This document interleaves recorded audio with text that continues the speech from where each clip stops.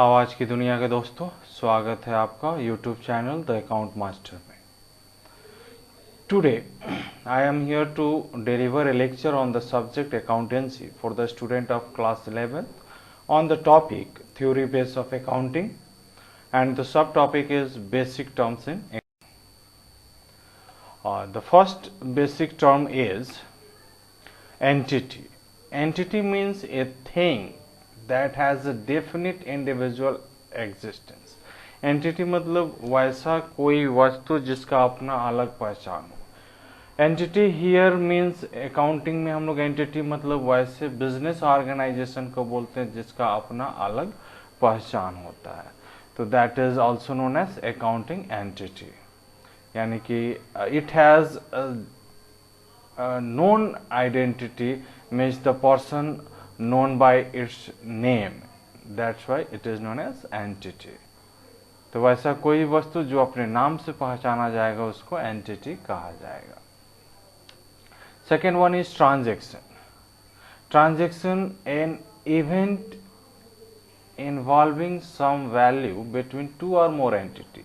दो से ज़्यादा एंटिटी के बीच में अगर कोई ट्रांजेक्शन्स होते हैं, कुछ लेन देन होते हैं, जैसे purchase of goods, receipt of money, payment of money, payment of expenses, that event is known as transaction. तो कोई घटना दो एंटिटी के बीच में होगी तो उसको हम लोग ट्रांजेक्शन्स बोलेंगे। इट मे बी कैश और क्रेडिट, नगद और उधार दोनों हो सकता है। नेक्स्ट है assets. Assets are the economic resources of an enterprise that can be useful express in monetary terms. Assets मतलब वैसा इकोनॉमिक रिसोर्सेज जो एक बिजनेस ऑर्गेनाइजेशन के पास होता है, मीन्स बिजनेस ऑर्गेनाइजेशन ऑन करता है, मीन्स उसको खरीद के लाता है और जिसको हम पैसे में माप सकते हैं। एसेट्स का वैल्यू होता है बिजनेस में और वो बिजनेस के अर्निंग कैपेसिटी को इंक्रीज करता है। एसेट्स दो प्रकार के होते हैं, फिक्स्ड एसेट्स और करंट एसेट्स। फिक्स्ड एसेट्स मतलब जो बिजनेस में रीसेल पर्पस के लिए नहीं होता है, और करंट एसेट्स जो बिजनेस में रीसेल पर्पस के लिए होता है। चलिए फिर फिक्स्ड एसेट्स का मतलब समझते हैं। फिक्स्ड एसेट्स मतलब वैसा एसेट्स जो बिजनेस में लॉन्ग टर्म बेसिस पे लाया गया है और उसका main objective for not resale है, जैसे land, building, plant, machinery, furniture, fixtures. तो ये बिजनेस के नॉर्मल ऑपरेशन में यूज किए जाते हैं। और करंट एसेट्स वैसा शॉर्ट टर्म एसेट्स या वैसा एसेट जो बिजनेस में शॉर्ट टर्म के लिए लाया गया है, जैसे stock, debtors, bills receivable, bank cash, they are known as current assets. Liabilities. Liabilities मतलब ऑब्लिगेशन टू पे।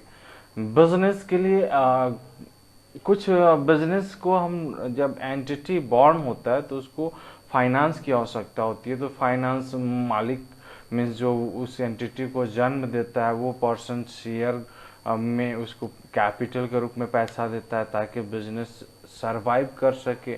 Capital is the first liability of a business organisation. उसके बाद बिजनेस ऑर्गेनाइजेशन लोन लेता है, उसके बाद सामान उधार में खरीदता है, creditor, bank overdraft, bills payable, this all are the liability for the business organisation. तो लायबिलिटीज मतलब ऑब्लिगेशन टू पे, मीन्स जिसको पे करना है बिजनेस ऑर्गेनाइजेशन को। लायबिलिटीज दो तरह का होता है, फिक्स्ड लायबिलिटीज और short current liabilities.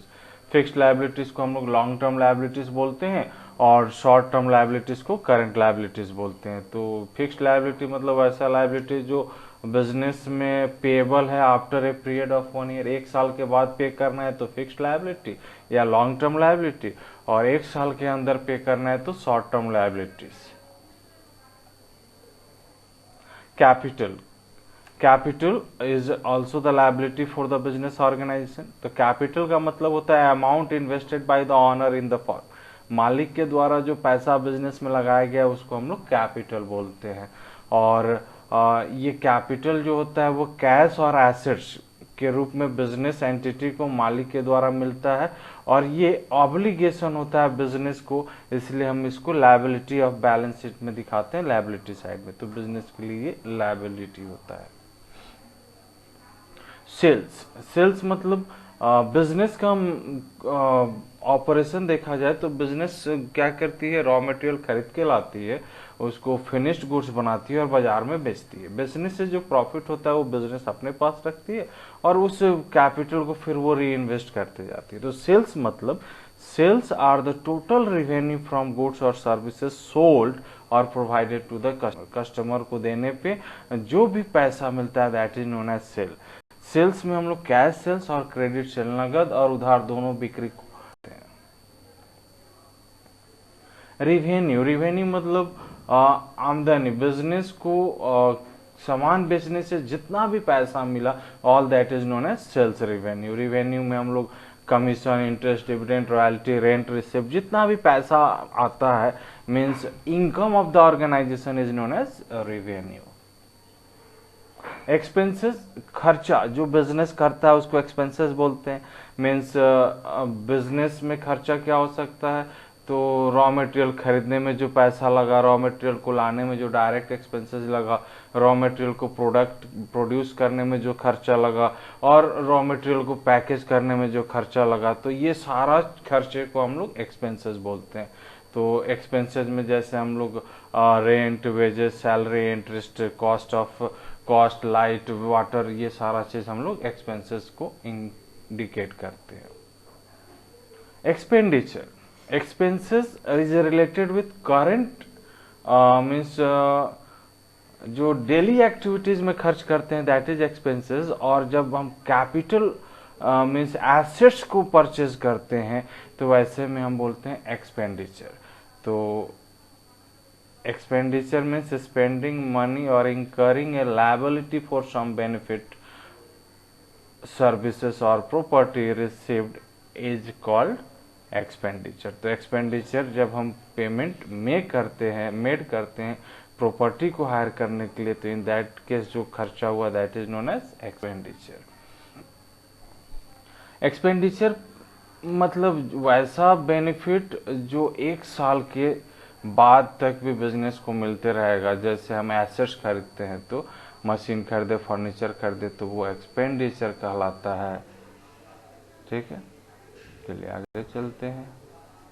Profit, excess of revenue over expenditure. जितना खर्च किए और जितना रेवेन्यू आया उन दोनों का जो डिफरेंस होगा उसको प्रॉफिट या लॉस बोलते हैं। लेकिन अगर रेवेन्यू ज्यादा है तो प्रॉफिट होगा और एक्सपेंडिचर ज्यादा है तो लॉस हो। गेन, गेन एक तरह का प्रॉफिट होता है जो कैपिटल नेचर के ट्रांजैक्शंस पे होते हैं। जैसे प्रॉफिट मतलब जब हम कोई वस्तु बिजनेस में इसलिए लाए कि उसको बेचना है, मीन्स रीसेल पर्पस के लिए, अगर कोई ऐसे संपत्ति गुड्स को खरीद के लाए रीसेल पर्पस के लिए, तो उससे जो प्रॉफिट होगा, इनकम होगा, उसको प्रॉफिट बोलेंगे। लेकिन वैसा एसेट जो रीसेल पर्पस के लिए नहीं आया है उसको अगर हम बेचते हैं और उससे जो इनकम होगा उसको हम लोग गेन बोलते हैं। तो gain is related with the sale of fixed assets, appreciation in the value of asset, तो उसको हम गेन बोलते हैं। लॉस, तो प्रॉफिट का उल्टा लॉस होता है, means excess of expenses over revenue. खर्चा ज्यादा है और आमदनी कम है तो लॉस होगा। इससे मालिक का जो कैपिटल होता है वो कम हो जाता है। डिस्काउंट, डिस्काउंट मतलब जब सामान बेचते हैं तो हम प्राइस में कुछ कमी कर देते हैं, that is known as discount. And discount is a deduction in the price of goods sold.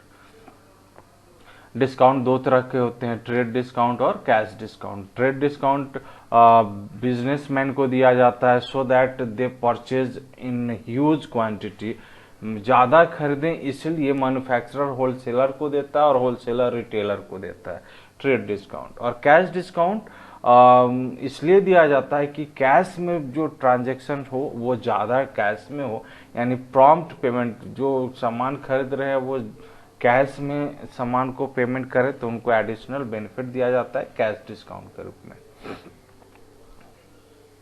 Voucher, documentary evidence in support of a transaction is known as voucher.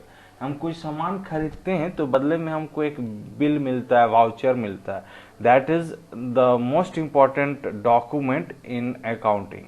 यानी कि जब भी आप सामान खरीदे तो आपको कैश मेमो मिलेगा, and such cash memo is recorded in terms of business organisation. यानी कि अगर बिजनेस ऑर्गेनाइजेशन कोई सामान खरीदता है या सामान बेचता है तो वो कैश मेमो अपने पास रखता है, and that cash memo is documentary evidence of business transaction.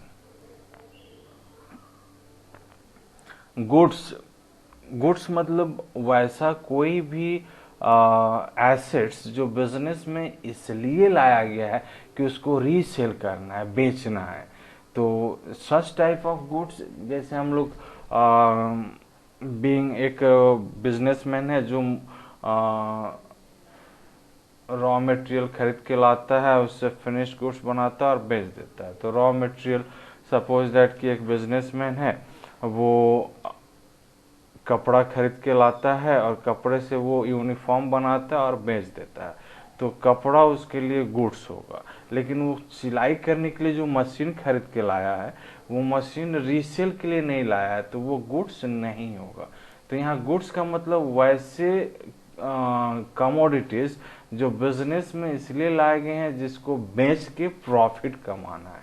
तो गुड्स को हम लोग परचेज टर्म का इस्तेमाल करते हैं, परचेज। ठीक है। ड्राइंग, मालिक के द्वारा अगर कोई पैसा या गुड्स बिजनेस से निकाला जाता है पर्सनल यूज के लिए, तो हम लोग उसको ड्राइंग्स बोलते हैं। ड्राइंग से मालिक का जो कैपिटल होता है वो कम हो जाता है। परचेजेस, तो गुड्स जो हम लोग बोले, goods is also known as purchases. तो purchases are the total amount of goods. जितना गुड्स है जो खरीदा गया है बिजनेस पे, चाहे वो कैश में हो या उधार में हो, नगद या उधार में जो भी सामान बिजनेस में लाया गया है उसको हम लोग परचेज बोलेंगे।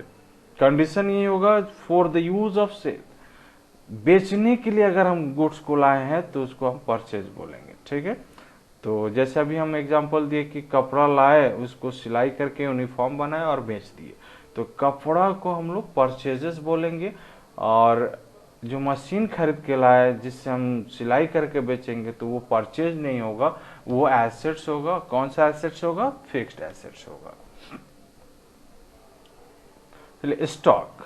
स्टॉक मतलब inventory is, stock is a measure of something on the hand, on hand goods. Means वैसा गुड्स जो हाथ में है, बच गया। स्टॉक दो प्रकार का होता है, क्लोजिंग स्टॉक और ओपनिंग स्टॉक। क्लोजिंग स्टॉक मतलब साल के अंत में जो सामान बेचने के बाद बच गया उसको क्लोजिंग स्टॉक बोलेंगे। वही स्टॉक अगले साल के लिए ओपनिंग स्टॉक हो जाएगा। तो स्टॉक का मतलब होता है कि unsold goods which remains at the end of the financial या अकाउंटिंग ईयर। डेटर्स, डेटर्स मतलब द पर्सन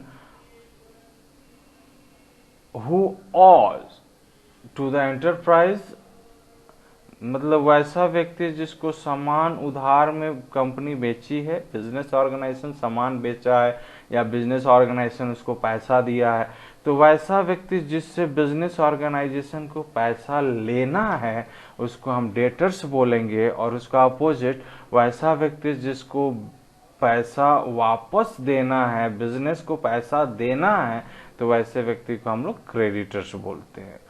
डेटर्स को हम लोग बैलेंस शीट के एसेट साइड में दिखाते हैं बिकॉज वो एसेट्स है, उससे पैसा पाना है बिजनेस को। और क्रेडिटर्स को हम लोग लायबिलिटी साइड में दिखाते हैं बिकॉज बिजनेस की लायबिलिटी है, उसको पैसा वापस करना है, चुकाना है। क्लियर है? चलिए फिर आगे।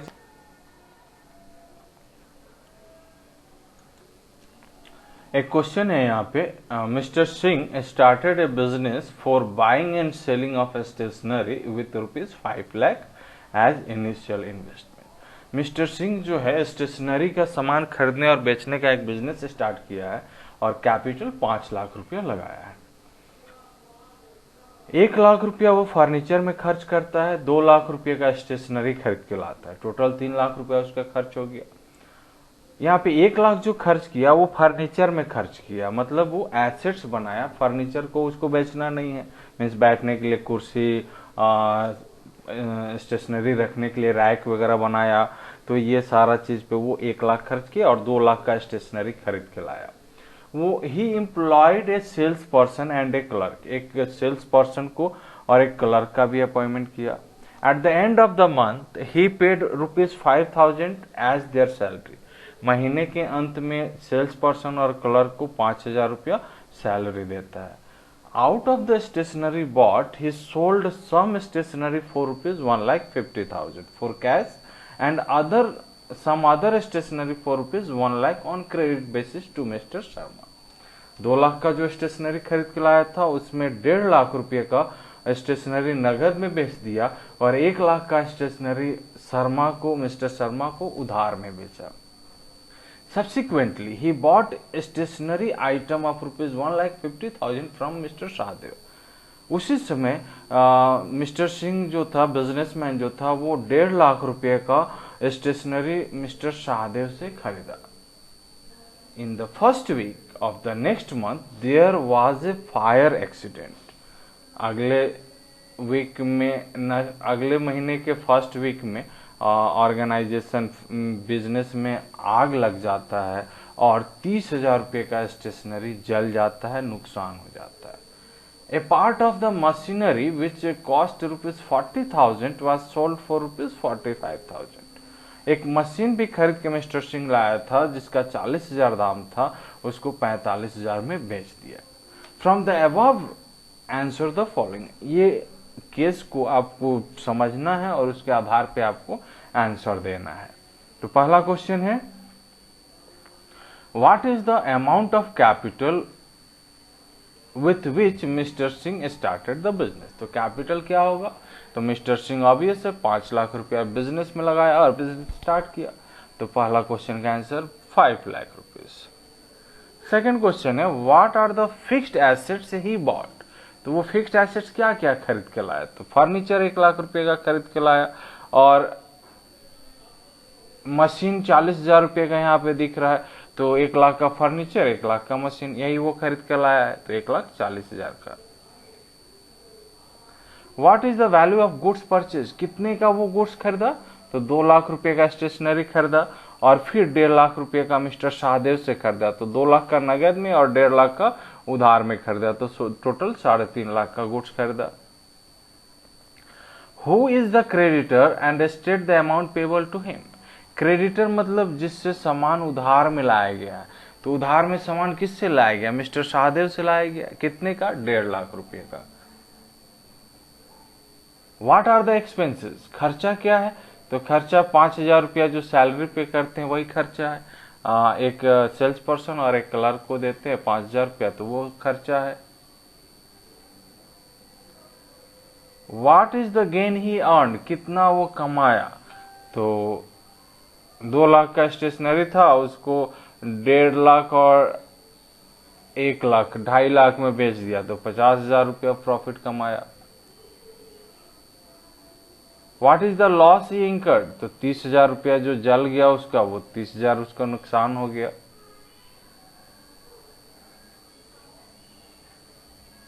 Who is the debtor and what is the amount receivable for him. Debtor कौन है, मतलब वैसा व्यक्ति जिससे पैसा पाना है वो कौन है, तो यहाँ मिस्टर शर्मा को 1 लाख रुपए का सामान उधार में बेचे हैं, तो mister Sharma is the debtor and ₹1 lakh is the amount receivable from him.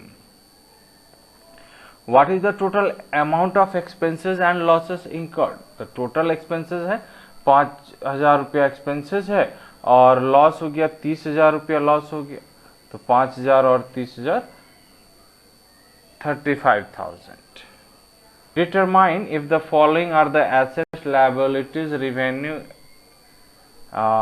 expenses, none of these। तो सेल्स को हम लोग क्या बोलेंगे, तो सेल्स रिवेन्यू है। डेटर्स को क्या बोलेंगे, तो एसेट्स है। क्रेडिटर लायबिलिटी है। सैलरी टू मैनेजर खर्चा है। डिस्काउंट टू डेटर खर्चा है और drawing by the owner is the expenses.